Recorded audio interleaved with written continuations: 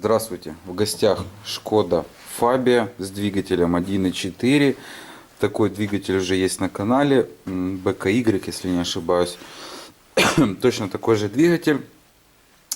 И честно говоря, что это вот вторая машина такая, которая у меня несколько лет назад была на ремонте. Вторая машина, и подход у владельца просто уникальный. То бишь, значит, ситуация какая? То есть был приобретен автомобиль за границей растаможенный. Сейчас в нее всыпали полностью всю новую ходовку. Потом человек поездил немного, у него легла коробка автомат. Кстати, этот оснащен коробкой автомат. Он сделал коробку автомат. При этом, самое интересное, выяснилось то, что проблема с запчастями на эти коробки, с этими коробками и так далее, уникально. Купили еще одну коробку. Сейчас она где-то в ремонте, чтобы на всякий случай лежала запасная коробка. И двигатель. Я вообще, когда человек приехал, послушал, сказал, а что его делать вообще? То есть масло жрет, да вроде особо нет. Но имеется звук посторонний, особенно с утра при холодном запуске. По мере прогрева он становится тише, тише, тише, тише. И потом его фактически не слышно, я бы сказал, даже не слышно. Он проявляется в движении. По всем признакам это просто увеличенный зазор поршень-цилиндр, и поэтому перестукивает поршневая. И человек сказал, нет, разбираем, смотрим, делаем.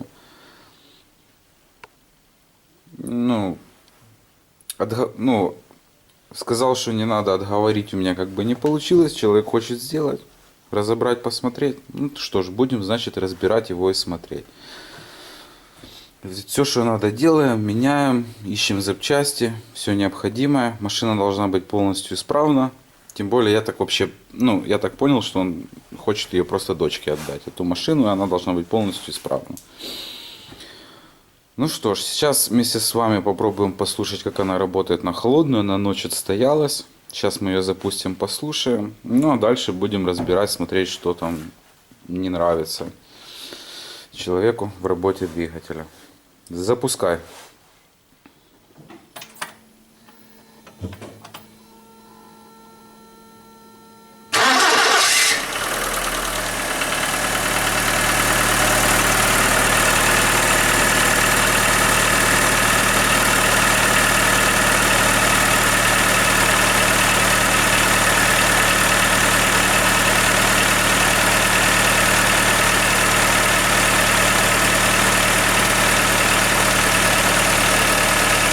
Не знаю, слышно ли что-то на камеру. Я еле-еле слышу какой-то посторонний звук.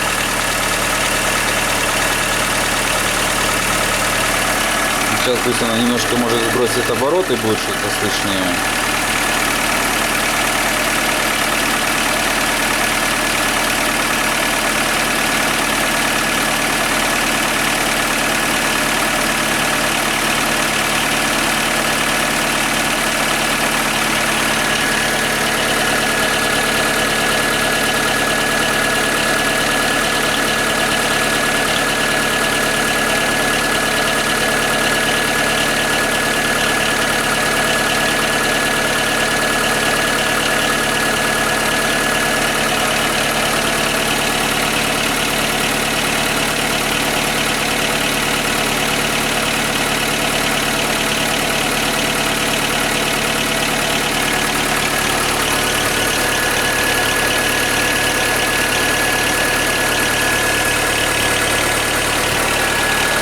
Честно скажу, либо чисто как для себя я бы не трогал бы. Да, есть легкий, совсем малослышный стучочек. Но я бы не сказал бы, что это как дизель работает или еще что-то. Масло она вроде как не ест особо. Хозяин барин, конечно.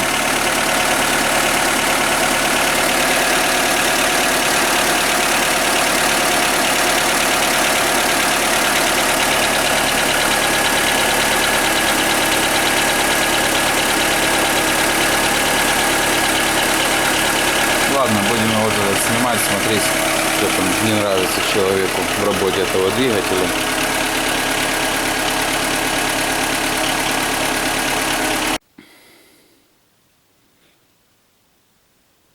Так, двигатель я снял, закрепил на стапель. В принципе, ничего такого по нему внешне сказать не могу. Ну, то есть грязный, там, какое там, окисель на него попадала уже. Ну, то есть алюминий окислом взялся. Так, в принципе, следов вмешательств никаких особо не видно. Единственное, что менялся задний сальник коленчатого вала. Все. Больше ничего такого я не увидел. В всяком случае, пока. Единственное, что мне пришлось снять шкив коленчатого вала, так как коробка автомат, и я решил вытащить сам двигатель отдельно от коробки. Так вот, в принципе, двигатель выходит нормально, но надо снимать шкив коленчатого вала, потому что выходит венчик с коробки, а за ним еще небольшой буртик есть. И вот этот буртик проскочить нельзя, надо немножко подать вперед мотор, а шкив коленчатого вала упирается в лонжерон. Ну, практика есть, буду теперь знать, что его необходимо снять. Так, приступаем к разбору. Ну так, немножко грязноватая, конечно. Скорее всего, в Европе были длительные интервалы замены масла, поэтому имеются такие характерные лаковые отложения.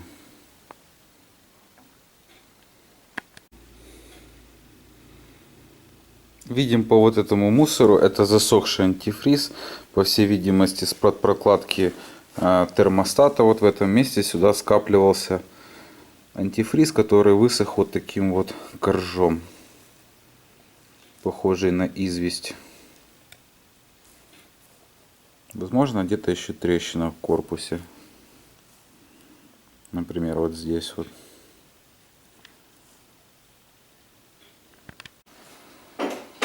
Так, снял я головку. Ну, и, видимо, вот тот звук, который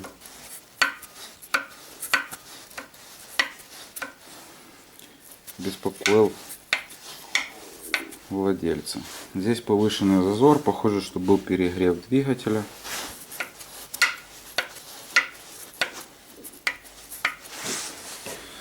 Вот такая картина в цилиндрах. Есть небольшие, я бы сказал, царапины. Хотя скорее это не царапина, это натир, потому что тактильно он не ощущается. Или как мусор рассыпался, или последствия перегрева.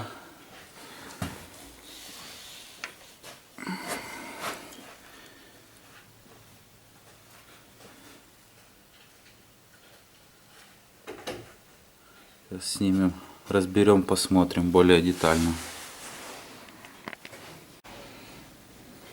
А вот вид из поддона, можно так сказать, внутри блока. Видел, конечно, и хуже. Ну ничего, помоется.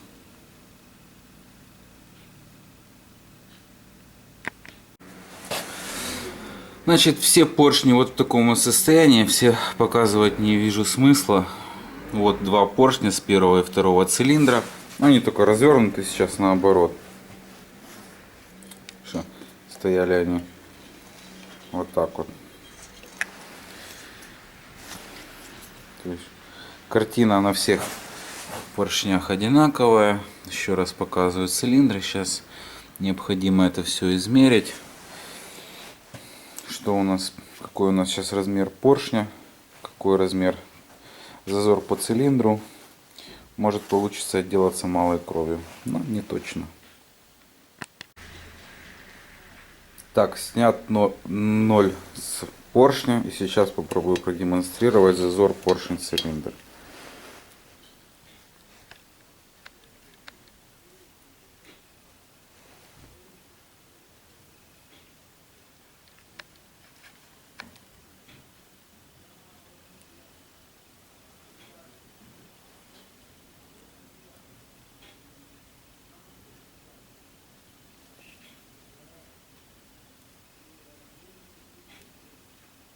Ну, десятка. Сейчас я чуть-чуть выше поднимусь. Десятка, ниже.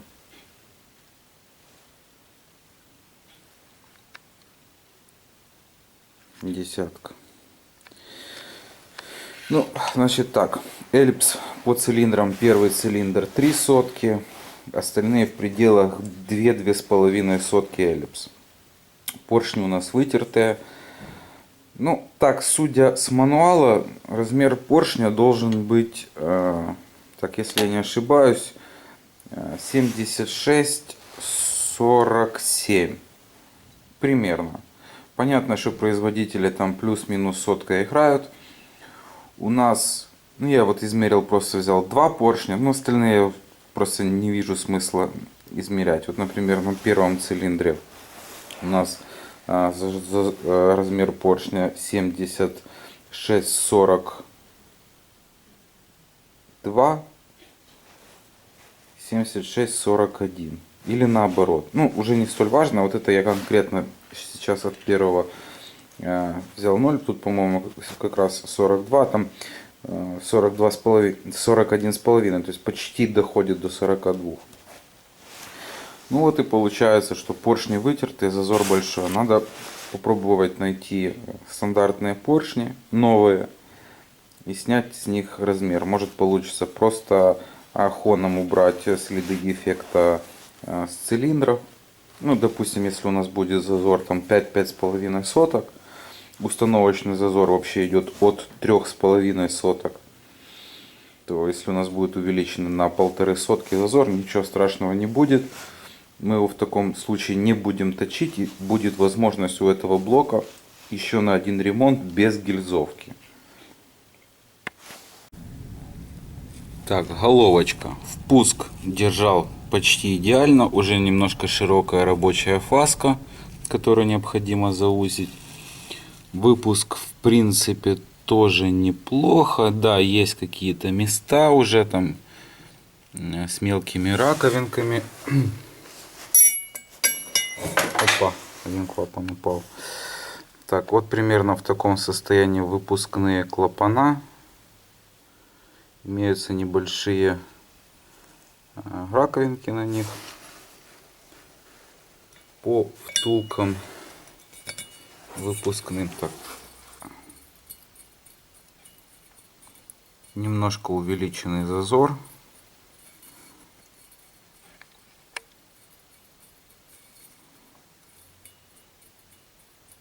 Туда плюс у меня сейчас грязь еще попала. По впуску клапана, видят, что держали хорошо.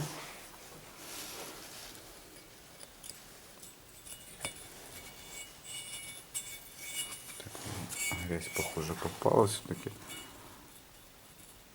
То есть тут с зазором довольно-таки неплохо все. Сейчас у нас второй это сюда.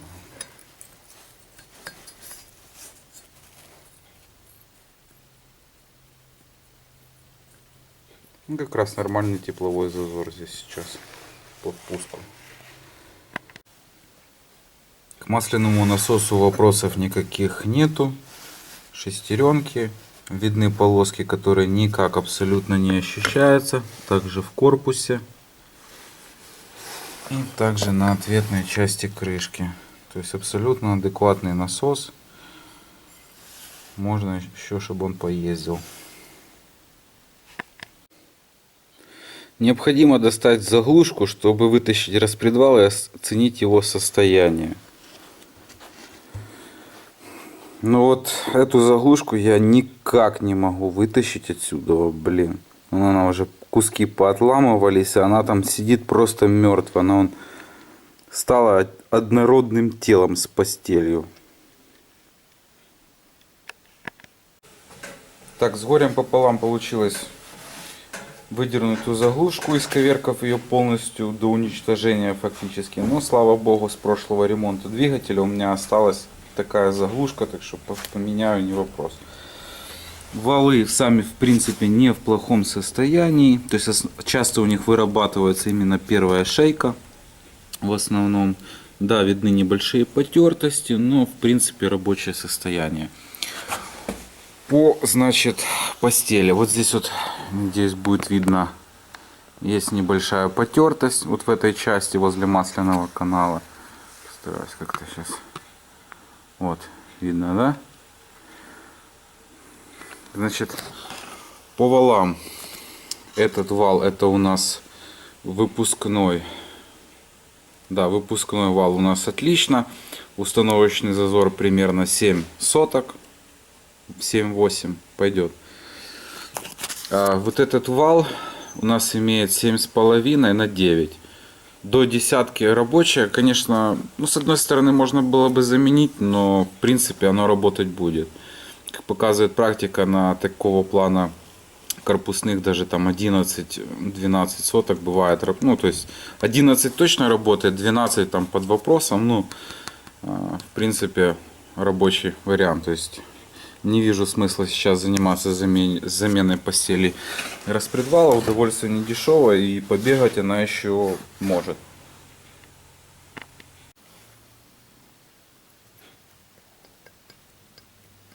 Так, вот отмыл я головку.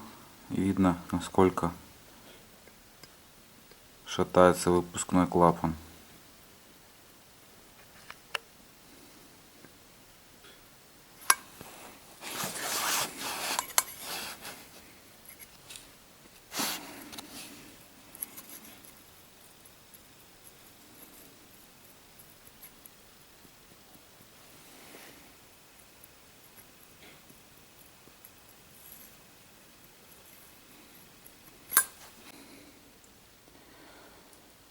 Блок пришел с механообработки, была выполнена шлифовка плоскости, снято 9 соток с блока и был расточен в ремонтный размер 0,5.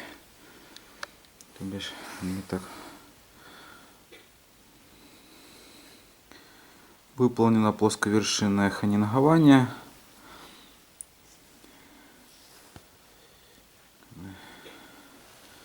Лучше показать, я просто присвечиваю телефоном, так как у нас со светом проблемы.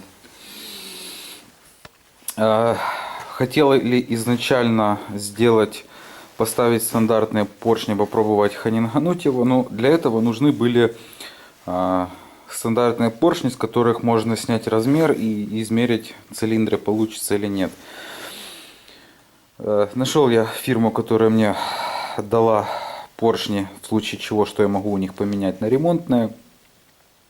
Потому что сейчас это далеко не все хотят делать. То есть либо покупая, либо никакого обмена типа не хотят делать. Значит, 3 цилиндра у нас выходили, а первый цилиндр не получался. Его необходимо было чуть-чуть больше бы расхонинговать. И у нас был бы установочный зазор здесь примерно 7 соток. Эти получались по 5 соточек, этот 7. Соответственно, это была бы ерунда. Может быть, стука бы и не было на 7 сотках. Проверять мы этого не стали. Ну, скорее всего, бы не было. Но вполне вероятно, что очень быстро бы он бы мог бы появиться. То есть он бы поработал бы, стал бы зазор там где-то порядка 8 соток. И уже были бы какие-нибудь меленькие неприятные звуки. Поэтому решили его расточить в 0,5. Ну, это единственный ремонт, который есть. 0,25 вообще в каталоге как бы нету поршней на данный двигатель. Поэтому будет так.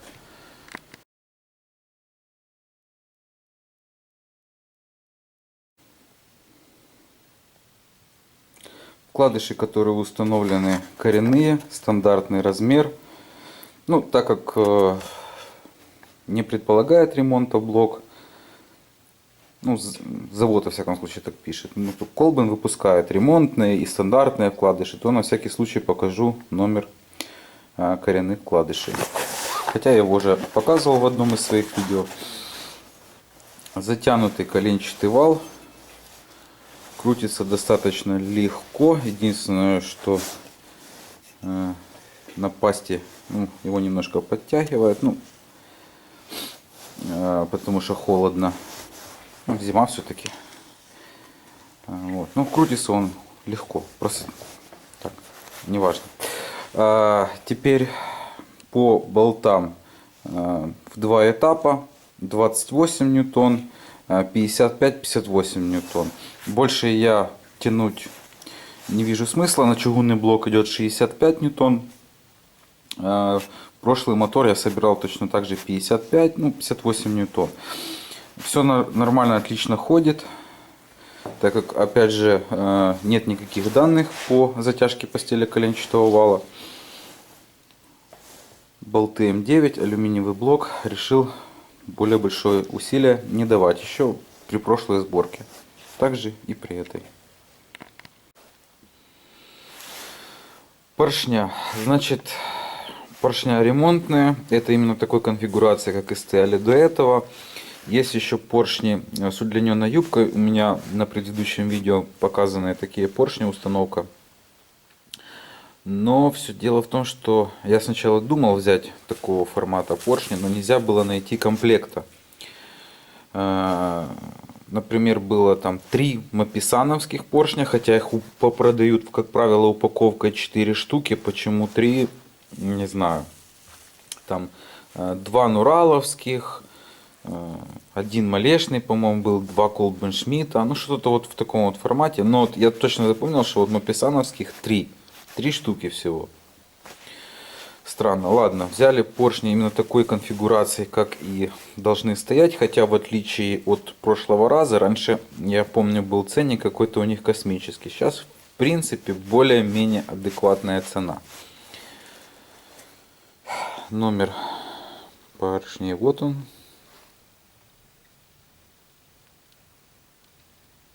У тех, если не ошибаюсь, там кольца немножко получше, потолще идут. Все поршня соточка в соточку, близнецы.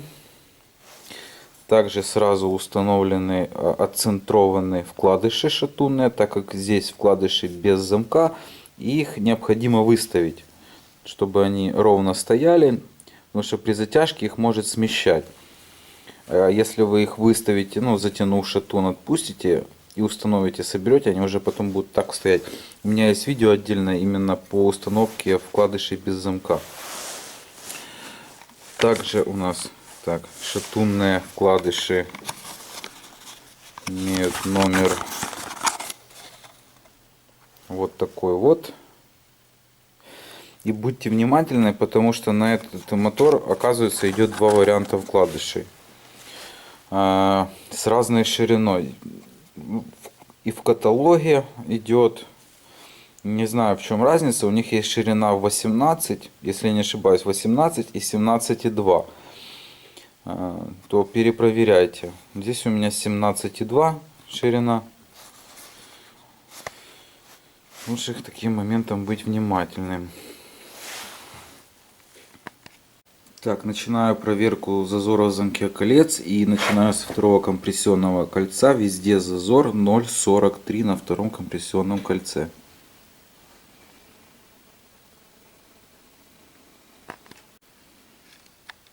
У первого компрессионного кольца зазор 0,23, строго у всех.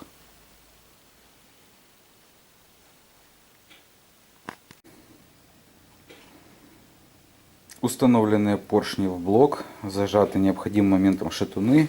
Затяжка здесь шатуна производится 20 ньютон и доворот на 90 градусов.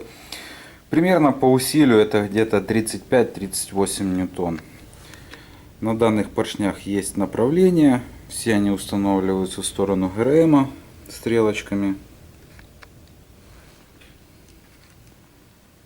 Болтанки такой, как была, естественно, нету, потому что у нас здесь сейчас установочный зазор. Здесь 3,5-4 сотки.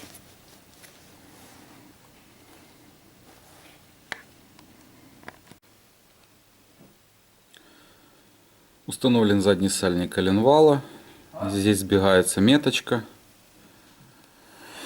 Также необходимо, чтобы было ВМТ при этом.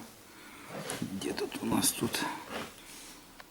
Вот она, метка сбегается. Теперь желательно хотя бы часа 4 ему постоять, не крутить коленчатый вал.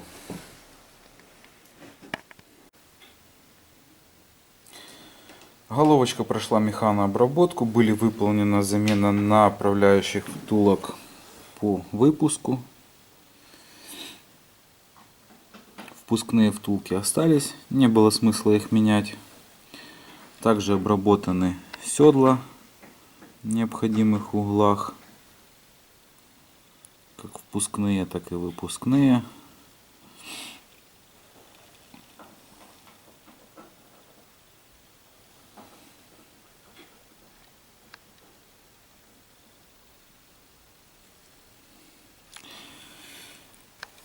Перешлифованные впускные клапана имеют примерно вот такой вот вид, очищенный, пошлифованный. Выпускные, а также был заменен один клапан. Вот он новый, фирмы АЕ. Немножко отличается, так как у него тут луночка. Так как на стержне клапана я обнаружил дефект. Сейчас попробую вам его показать.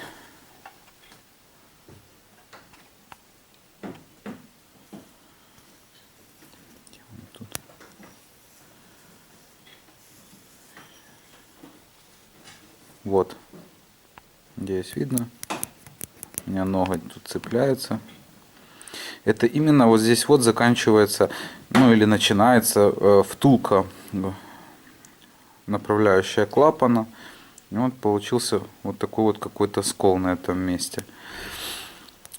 Не стал я оставлять этот клапан, так как он этим местом может повреждать саму втулку. Сальник она не повредит, потому что сальник работает выше этой части.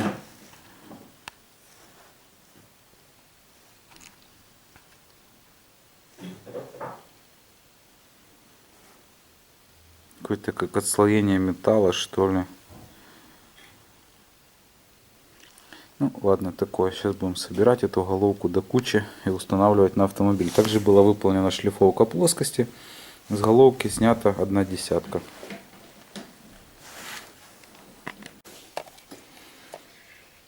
Сальники клапанов будем использовать Victor Reigns. У нас в принципе верхний и нижний напор Victor Reigns идет. Поэтому фактически все уплотнения будут по Рейнзу. Единственное уплотнение, которое идет не по Рейнзу, так как оказалось, что в наборе прокладок нету прокладки для маслоприемника, то она будет по Элрингу. Ну, хотя, честно говоря, странно. Берешь верхний, ну, берешь, грубо говоря, полный набор прокладок, у тебя в комплекте не идет. Дают два варианта прокладок на впускной коллектор, а прокладку маслоприемника не ложат, потому что их тоже два варианта идет. Идиотизм. Прокачанная масляная система. В маслоприемник заливается масло, крутится коленчатый вал, чтобы качал масляный насос до тех пор, пока отсюда не пойдет масло. После этого можно закрывать поддон. Засухаренная головка готовится к установке. Комплект новых болтов по Рейнзу. Ну и также прокладочка тоже Рейнс с набора верхнего Рейнс. Так, работаем в темноте, выключили свет. Так, порядок затяжки. Момент 15:32 доворота по 90 градусов. Уже затянуто. Пометил все болты, чтобы видеть. Не дай бог какой-то болт не пропустил. Может, кому-то будет полезным.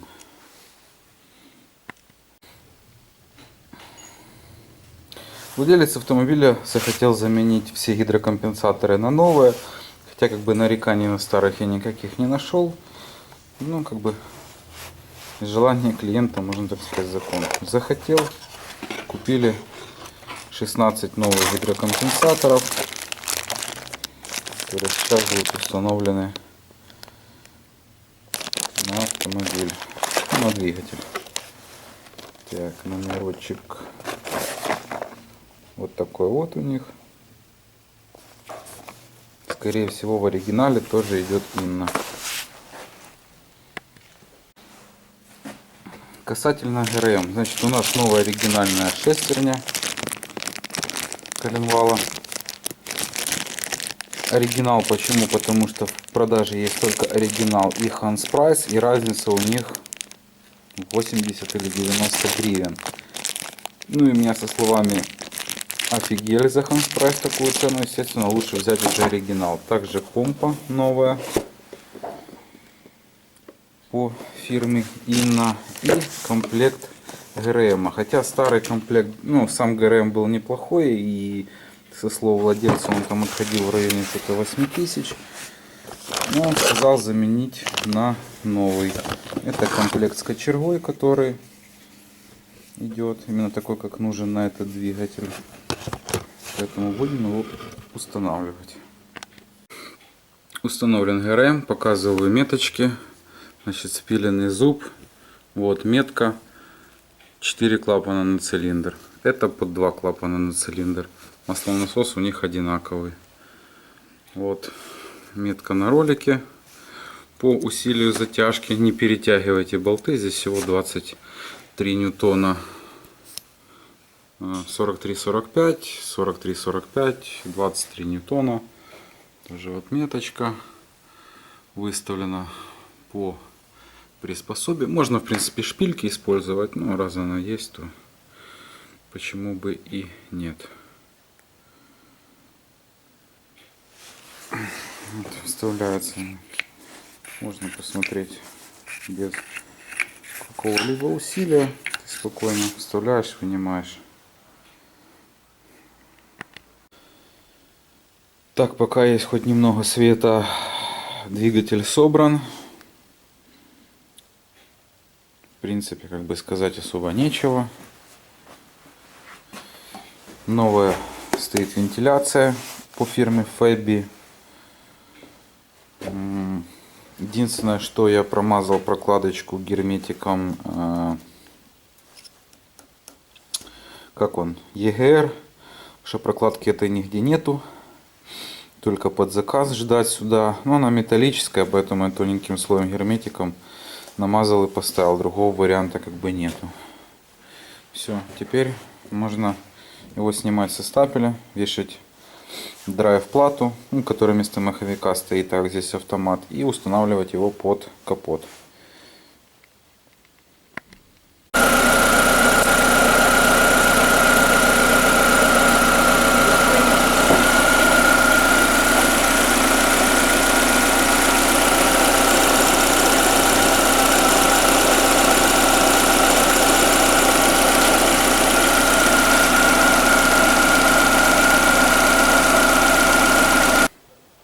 Ну что ж, вот такой вот ремонтик получился двигателя.